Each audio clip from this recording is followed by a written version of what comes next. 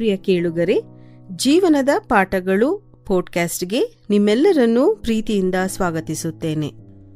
ನಾವು ಬದುಕ್ತಾ ಇರುವಂತ ಸಮಾಜದಲ್ಲಿ ಒಂದು ಪ್ರಶ್ನೆ ಸದಾ ನಮ್ಮ ಮುಂದೆ ಬರ್ತದೆ. ನಾನ್ ಸರಿಯೇ ಎಂದು ತಿಳಿದಿದ್ರು ಎಲ್ಲರೂ ವಿರುದ್ಧವಾಗಿದ್ದಾಗ ನಿಲ್ಲಬೇಕೆ?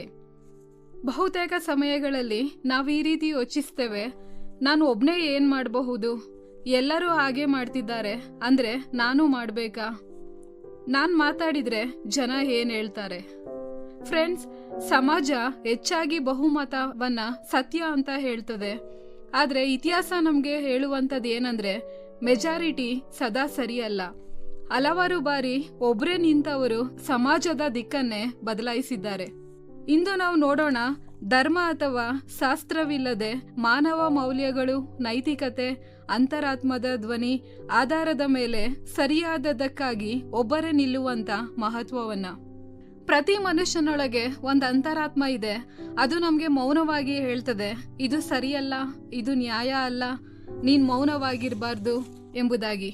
ಫ್ರೆಂಡ್ಸ್, ಸರಿಯಾದದಕ್ಕಾಗಿ ನಿಲ್ಲುವಂಥದ್ದಂದ್ರೆ ಕಾನೂನಿಗಾಗಿ ಮಾತ್ರ ಅಲ್ಲ, ದೇವರ ಭಯದಿಂದ ಮಾತ್ರ ಅಲ್ಲ, ಮನುಷ್ಯತ್ವದ ಕಾರಣಕ್ಕೆ.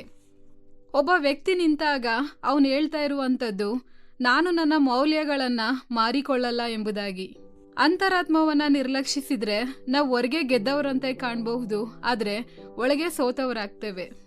ಒಂದ್ ಪಟ್ಟಣದಲ್ಲಿ ಒಂದ್ ಬಸ್ ಕಂಡಕ್ಟರ್ ಇದ್ದ. ಒಂದಿನ ಹಿರಿಯ ವಯಸ್ಸಿನ ಮಹಿಳೆ ಬಸ್ಗೆ ಹತ್ತಿದ್ಲು. ಅವಳ ಬಳಿ ಪೂರ್ಣ ಟಿಕೆಟ್ ಹಣ ಇರ್ಲಿಲ್ಲ. ಕಂಡಕ್ಟರ್ ಅವಳನ್ನ ಅಪಮಾನ ಮಾಡ್ದ. ಎಲ್ಲರೂ ಬಸ್ಸಿನಲ್ಲಿ ಮೌನವಾಗಿದ್ರು, ಯಾರೂ ಮಾತಾಡ್ಲಿಲ್ಲ. ಆ ಬಸ್ನಲ್ಲಿ ಒಬ್ಬ ಯುವಕ ಕೂಡ ಇದ್ದ. ಅವನು ಎದ್ದು ನಿಂತು ಹೇಳ್ದ, ಅವಳ ಹಣ ಕೊಡ್ದಿದ್ರು ಅವಳನ್ನ ಅವಮಾನಿಸುವಂತ ಹಕ್ಕು ಯಾರಿಗೂ ಇಲ್ಲ. ಜನರು ಯುವಕನ ಮೇಲೆ ಕೋಪಗೊಳ್ತಾರೆ, ನಿನ್ಗೇನ್ ಸಮಸ್ಯೆ, ನಿನ್ ಕೆಲ್ಸ ನೋಡ್ಕೊ ಅಂತ ಹೇಳ್ತಾರೆ. ಆದ್ರೆ ಯುವಕ ಮೌನವಾಗ್ಲಿಲ್ಲ. ಅವನು ಮಹಿಳೆಯ ಟಿಕೆಟ್ ಹಣವನ್ನ ಕೊಟ್ಟು ಮತ್ತೆ ಕಂಡಕ್ಟರ್ಗೆ ಶಾಂತವಾಗಿ ಹೇಳ್ದ, ನಾವೆಲ್ಲರೂ ಒಂದು ದಿನ ವೃದ್ಧರಾಗ್ತೀವಿ. ಆ ಕ್ಷಣದಲ್ಲಿ ಬಸ್ನಲ್ಲಿ ಮೌನ ಬರ್ತದೆ. ಕೆಲವರು ತಲೆ ತಗ್ಗಿಸ್ತಾರೆ. ಒಬ್ನೇ ನಿಂತ ಆ ಯುವಕ ಒಂದು ಬಸ್ಸಿನ ವಾತಾವರಣವನ್ನೇ ಬದಲಾಯಿಸ್ದ. ಫ್ರೆಂಡ್ಸ್, ಒಬ್ರೇ ನಿಲ್ಲುವಂಥದ್ದು ಕಷ್ಟ ಯಾಕೆ ಗೊತ್ತಾ? ಮೊದಲನೆಯದಾಗಿ ತಿರಸ್ಕಾರದ ಭಯ. ಜನರು ನನ್ನನ್ನ ಒಪ್ಲಿಕ್ಕಿಲ್ಲ ಅನ್ನುವಂತ ಯೋಚನೆ ನಮ್ಮಲ್ಲಿ ಬರ್ತದೆ. ಎರಡನೇದಾಗಿ ಒಂಟಿತನದ ಭಯ.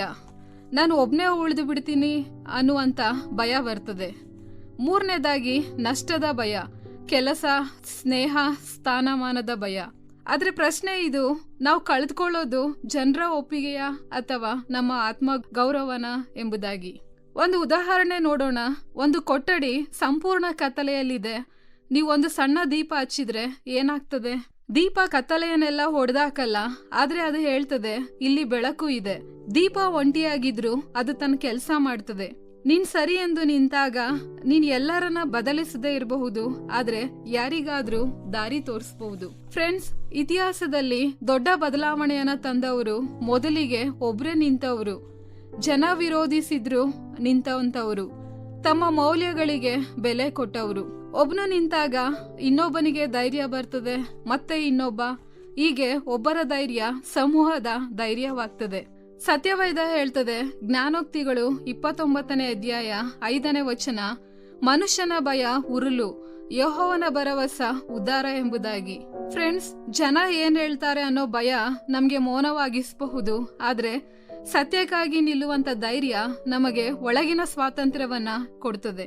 ಕೊನೆಯದಾಗಿ, ಸರಿಯಾದದಕ್ಕಾಗಿ ಒಬ್ರೇ ನಿಲ್ಲುವಂಥದ್ದು ಅಂದ್ರೆ ನೀನು ಪರಿಪೂರ್ಣನಾಗಿರ್ಬೇಕಂತ ಅಲ್ಲ, ನೀನು ಜನಪ್ರಿಯನಾಗ್ಬೇಕಂತ ಏನಿಲ್ಲ, ನೀನು ನಿನ್ನ ಅಂತರಾತ್ಮಕ್ಕೆ ನಿಷ್ಠನಾಗಿರ್ಬೇಕು. ಎಲ್ಲರೂ ತಪ್ಪು ದಿಕ್ಕಿನಲ್ಲಿ ನಡೆಯುವಾಗ ಒಬ್ನೇ ನಿಲ್ಲುವಂಥದ್ದು ಧೈರ್ಯ. ಆ ಧೈರ್ಯವೇ ನಾಳೆಯ ದಾರಿ ಆಗ್ತದೆ. ಇಂದು ಪ್ರಶ್ನೆ ಇದು, ಎಲ್ಲರೂ ಹೀಗೆ ಮಾಡ್ತಿದ್ದಾರೆ ಎಂದು ನಾನು ಹೋಗ್ತೀನೋ ಅಥವಾ ಇದು ಸರಿಯಲ್ಲ ಎಂದು ಒಬ್ನೇ ನಿಲ್ತೀನೋ? ಸರಿಯಾದದಕ್ಕಾಗಿ ನಿಲ್ಲುವಂತವನು ಕ್ಷಣಿಕವಾಗಿ ಒಂಟಿಯಾಗಬಹುದು, ಆದ್ರೆ ದೀರ್ಘಕಾಲದಲ್ಲಿ ಅವನೇ ನಿಜವಾಗಿ ಗೆಲ್ತಾನೆ. ಹೀಗಾಗಿ ಇಂದು ನಾವು ಈ ನಿರ್ಧಾರ ಮಾಡೋಣ, ತಪ್ಪು ಸಾಮಾನ್ಯವಾದ್ರೂ ನಾನು ಅದನ್ನ ಒಪ್ಕೊಳ್ಳಲ್ಲ.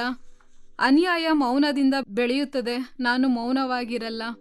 ಸತ್ಯಕ್ಕಾಗಿ ಒಂಟಿಯಾಗಬೇಕಾದ್ರೂ ನಾನು ನಿಲ್ತೇನೆ ಎಂಬುದಾಗಿ. ಫ್ರೆಂಡ್ಸ್, ಇದು ನೆನ್ಪಿರ್ಲಿ, ಇಂದು ನೀವು ಒಬ್ಬರೇ ನಿಲ್ಬೇಕಾದಂತ ಸ್ಥಿತಿಯಲ್ಲಿದ್ರೆ ಧೈರ್ಯ ಬಿಡಬೇಡಿ. ನಿಮ್ಮ ನಿಲುವು ವ್ಯರ್ಥ ಅಲ್ಲ, ನಿಮ್ಮ ಧೈರ್ಯ ಮೌನದಲ್ಲಿಯೂ ಮಾತನಾಡ್ತದೆ. ಸರಿಯಾದದಕ್ಕಾಗಿ ನಿಲ್ಲಿ, ಒಬ್ರೇ ಆದ್ರೂ ಅದೇ ನಿಜವಾದಂತ ಜಯ. ಈ ಕಾರ್ಯಕ್ರಮದ ಬಗ್ಗೆ ನಿಮ್ಮ ಅಭಿಪ್ರಾಯ, ಸಲಹೆಗಳು ಹಾಗೂ ಯಾವುದೇ ಪ್ರಾರ್ಥನಾ ಮನವಿಗಳಿದ್ದಲ್ಲಿ ನಮ್ಮ ದೂರವಾಣಿ ಸಂಖ್ಯೆಗೆ ನೀವು ಕರೆ ಮಾಡಬಹುದು. ನಮ್ಮ ದೂರವಾಣಿ ಸಂಖ್ಯೆ 9902606453. ನಿಮ್ಮ ಅಭಿಪ್ರಾಯಗಳನ್ನು ಇಮೇಲ್ ಮೂಲಕವೂ ನಮಗೆ ತಿಳಿಸಬಹುದು. ನಮ್ಮ ಇಮೇಲ್ ID info@fibaonline.org. ವಂದನೆಗಳು.